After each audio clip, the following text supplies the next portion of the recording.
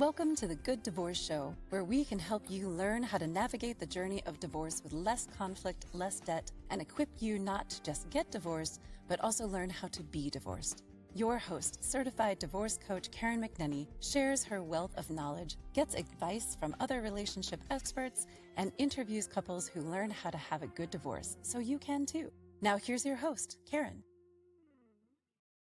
Well, hello, listeners and followers of the Good Divorce movement. I am Karen McNenny, your Good Divorce coach, and I am so excited to welcome you back to season 2 of the Good Divorce Show, a podcast that is found on all of your podcast platforms. I hope that you'll tune in and subscribe. We are looking forward to season 2 and inviting you into a conversation to learn how you can have your own good divorce. That's right, it's actually one of the options, which a lot of people don't know. Whenever we hear divorce, we immediately start thinking, double down, lawyer up, fight to the fierce end, divide and conquer, lots of debt, destroy, you name it, we've heard it. Well, I am here to broadcast something new and exciting for you, which if you are even post-divorce, but still struggling with your former spouse, you're raising kids, maybe you're in the middle of the muck, or maybe you're just sitting with your own truth, that hard truth that this marriage very well may be ending. Well, this is the place to come. We are going to be talking with professionals throughout this season. I'm always interested in bringing in folks who are supporting divorcing families, but doing it in a way that is less destructive and bringing less debt to the overall family health, right? We want to send both of you, both parents, both partners, whether you have children or not. We want you to be whole on the other side of your divorce. We want you to have a stable income. We want you to have a home that not only is accommodating to you, but of course, if you're raising little ones, we want to make sure that you've got a place for them as well. And that both homes feel really balanced in terms of what they have to offer. So we'll be talking to real estate agents. We'll be talking to financial advisors. In fact, I'm going to bring on a certified divorce financial analyst, which is not only someone who's going to help you know how to invest your money. Maybe you're towards the end of your career and you're looking forward, and now you're no longer going to be a 2-income household. You're going to be a 1-income household, and you need to decipher how best to invest. Well, that's one part of the problem. But there's also very specific financial concerns to think about as you're going through divorce. And that's what a certified divorce financial analyst helps us with.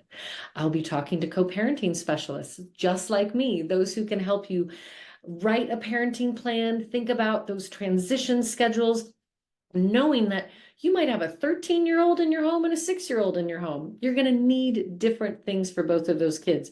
You might even need different conversations around telling your children that you're getting divorced.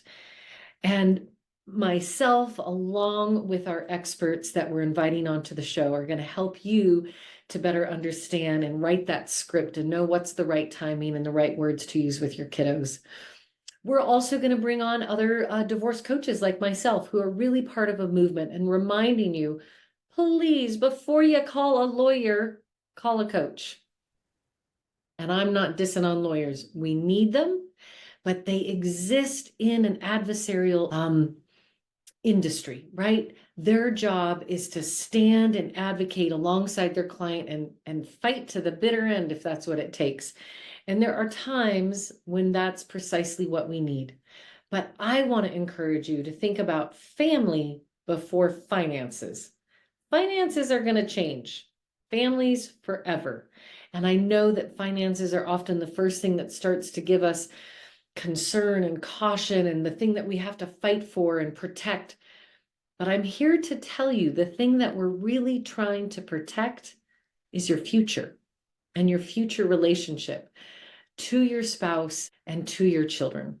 Well, your former spouse, because even if the marriage is ending, the relationship is not. There are going to be graduations and grandbabies, funerals and weddings, ballet concerts and soccer games, all of the activities that your children are going to be participating in over the course of their life. And what is in the best interest of the child is knowing that they do not have to mediate their parents at their wedding. In fact, they want to be able to sing in their Christmas concert and look out and see mom and dad sitting side by side with maybe both sets of grandparents, all the siblings, the cousins, the extended family, because family is family is family. That may not be the healthiest choice for everyone, but I am here to tell you more often than not, there are lots of us, myself included, who no longer could stay in the marriage for whatever reason, but they did know that they needed to move on in their life outside of that marriage. That doesn't mean that that former spouse, that co-parent, has to become your enemy, maybe a frenemy, but at the very least, someone that you can talk to and you can still collaborate, and most importantly, that you can show up for your kids. Now, for those of you out there who might be thinking, well, I'm going to wait and I'm going to stay for the children. We're going to wait till they graduate and then we're done. Spick span all over, they're 18, out the door, off to college, launched.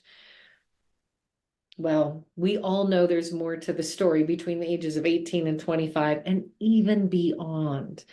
That is a critical age when children are trying to find their own stability. And it's kind of a rubber band, right? They go off to college, they come home, maybe they take a year abroad, they come home. And if there has been no normalizing of what it is to be a family living across two homes, it can be really disorienting for the kiddos. Do I still have a room? I don't know. My parents got divorced and sold the family home and moved away. Where do I go? Where's my stuff? Where do I spend Christmas? Do I have to start mediating my parents? Are they going to be fighting for their time with me? Why do I have to be the one to decide? So we're going to talk about all of those different stages of life, including into adulthood. And for those of you who have been listeners before on the Good Divorce Show, you know that not only do I spend time talking to those professionals, those experts, realtors, lawyers, financial advisors, co-parenting specialists, therapists, they're all going to be with us in season 2. But I am also going to bring the stories from people just like you, the folks who didn't think that they could have a good divorce.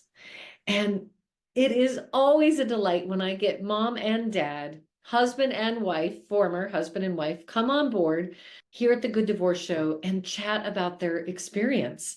Not necessarily unpacking the drama of their marriage, right? Our marriages and what brought us to divorce, they're private, precious, personal stories that I have no interest in broadcasting. You can go out and tell anyone you want all about the drama, but here on the Good Divorce Show, as a listener, I want to bring you the stories that inspire and set an example of how to do it well.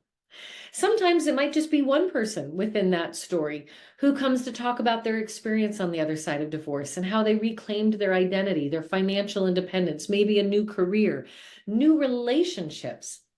I also bring adult children of divorce. That's right. We want to hear from those who are most affected. And there's a lot of children out there whose parents did it well. And it's so valuable to hear from their perspective what worked, what didn't work, what they wished for, what they had hoped their parents had never said. In fact, from season 1, for those of you who have been listeners, you might remember I had a mother-daughter duo 40 years later after the divorce had been announced, and them talking about what they remember over that childhood, that perspective through parent and child. In season 1, my own adult daughter, young adult daughter, came on the show to talk about her experience and how her father and I navigated 12 years from first grade all the way through high school education, and what she noticed, what she didn't notice, which is also just as rewarding. So I am proud of that interview, and there will be more kiddos, young and old, coming on board. I'm going to bring on grandparents because that's right. It's not just the mom and dad who are divorcing. It's also the grandparents. Maybe you have a really close relationship with your in-laws and you're not sure how to navigate that on the other side. Maybe you have an in-law that's about to become an outlaw who's meddling in the divorce or making it difficult for the two of you to co-parent. So we're going to bring that next generation, those shadow figures that show up in our divorce. as well as talking to some folks who have supported their siblings or close friends. I always say if I had been diagnosed with cancer, God forbid, or there had been a death in our family, people would have been showing up with so much support. Phone calls, emails, cards, flowers, give me a casserole, right? But suddenly we announce that there's going to be a divorce. That's right, it goes silent. People are awkward. They don't know how to navigate. Are they supposed to take sides? How do I not take sides? My kid wants to play with now the newly, divorced kid of a divorced family. How do we arrange a play date? That seems complicated. Do I still talk to both parents? I don't know. Let's just not invite them to the party at all. We don't want that to happen. So we're also going to explore how best to, if you will, train those around you so that they know how best to support you. So season 2 coming on up. We got a bunch of great interviews already sitting in the vault, ready to roll out with you. I hope you'll subscribe. I hope that you'll join the newsletter and stay in touch with me, Karen McNenny, your Good Divorce Coach. And I want to remind you, listeners, everything will be okay in the end. And if it's not okay, it's just not the end yet. Trust me on that one. Things will get better. Stay tuned and join us for season 2, The Good Divorce Show. Thanks for listening. Do you have questions or thoughts about this week's episode? Let us know by following the Good Divorce Coach on Facebook and Instagram at Good Divorce Coach, and leave a comment. And be sure to tune in every Monday at 10 a.m. Pacific or listen anytime wherever you get your podcasts.